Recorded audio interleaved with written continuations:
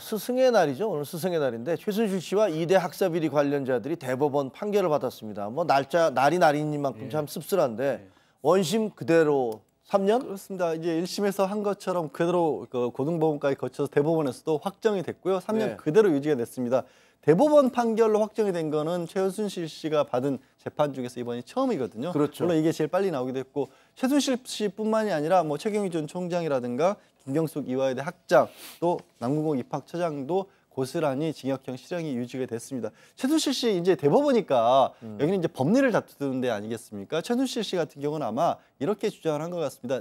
내가 연락을 취하고 한 건 맞지만 학교의 교수님들을 찾아뵙고 뭐 인사치레 같은 걸 한 거지 이게 압력을 넣은 건 아니다라고 했지만 대법원에서 보기에는 도저히 일반적인 사회 상식에 맞는 행동은 아니기 때문에 업무 방해가 충분히 해당된다. 정당한 행위로 볼 수 없다라고 판결을 했고 최경희 전 총장이나 이제 학장 같은 경우에는 이런 겁니다. 궁금해하실 분들도 있을 것 같은데 아니 어차피 대학 입학은 총장이 하는 거 아니냐 정해진 거 아니냐라고 하지만 법원이 보니까 총장이 최종적인 권한이 있는 건 맞는데 그렇더라도 이거를 다른 교수들에게 맡겨놨다 하면 그 맡겨놓은 사람이 공정한 면접을 보도록 해야 되는데 거기에 압력을 행사했다는 것은 이거는 본인이 최종적인 권한이 있다고 할지라도 업무방해가 여전히 성립이 된다라고 판결을 했습니다. 그러네요. 자, 오늘이 뭐 조금 전에 말씀드린 대로 스승의 날인데 저렇게 전 총장, 전 학장 뭐 이런 분들이 교수 이런 분들이 줄줄이 저렇게 실형을 대법원까지 최종 확정 판결을 받는 걸 보면 학생들 마음은 어떨지 정말 참 씁쓸합니다. 자, 최순실 씨는 국정농단 재판으로 1심에서 징역 20년을 선고받았습니다.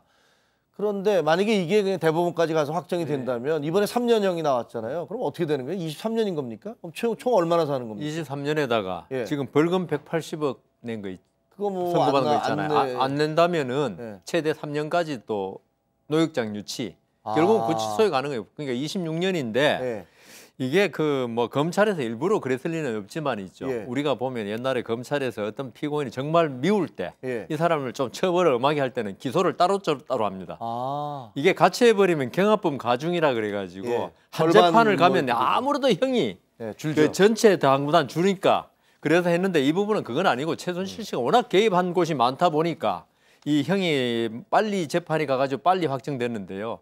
최순실 씨로서는 조금 이런 면에서 자기는 스스로 지금 불이익을 엄청나게 받았다고 생각할지도 모르겠습니다. 근데 이제 대법원형이 확정됐는데 아직까지 국정농단 재판은 진행 중이고 지금은 구치소에 가 있잖아요. 근데 원래 기결수 형이 확정되면 교도소로 가야 되잖아요. 그럼 어떻게 돼요, 저건? 원래 지금 서울구치소라든가 동부구치소에 지금 있는 걸로 알고 있는데 다 그 구치소가 교도소 역할을 다 하기 때문에 그게 특별히 뭐 구치소만 역할을 해서 딴 데로 교도소로 옮긴다는 건 아니고요. 그런데 좀 전에 말씀하신 대로 지금 딴 재판을 받고 있다면 지금 서울 지법 고법에 계속 가야 되지 않습니까? 근데 대구 교도소로 옮기면 큰일 나죠. 데리고 오는데 시간이 많이 걸리니까 재판 끝날 때까지는 딴 형이 확정되더라도 서울구치소나 동부구치소에 계속 있는 겁니다. 그렇겠군요.